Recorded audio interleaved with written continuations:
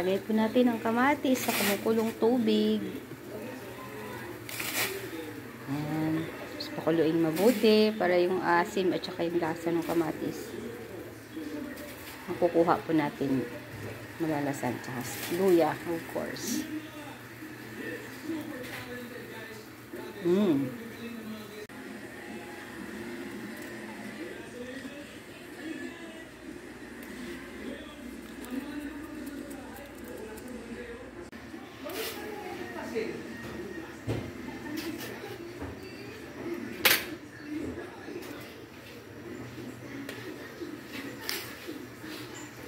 Pikasil.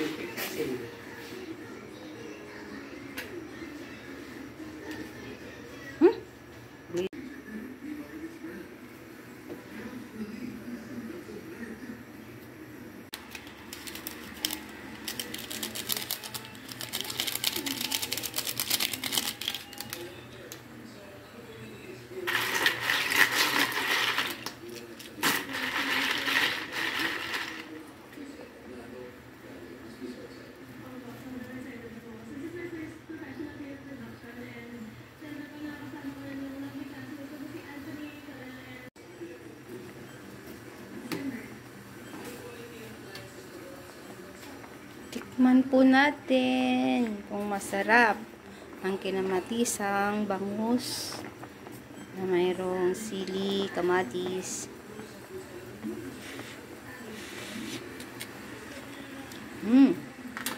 Tama na po sa alat. Sarap. Malinamnam. Ilagay na rin po natin yung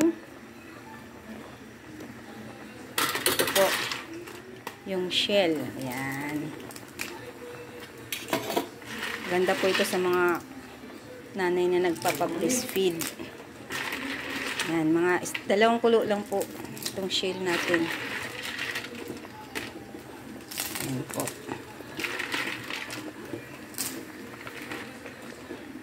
3 kulo pala.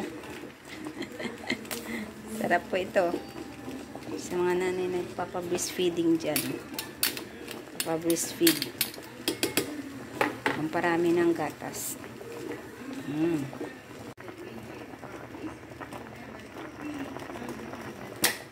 Ito na.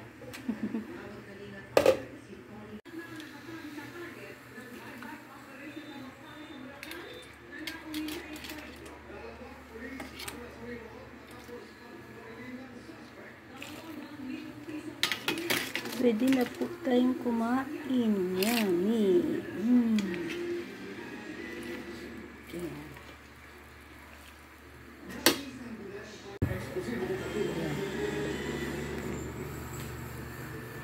Sa gitna ng ulan na pagdala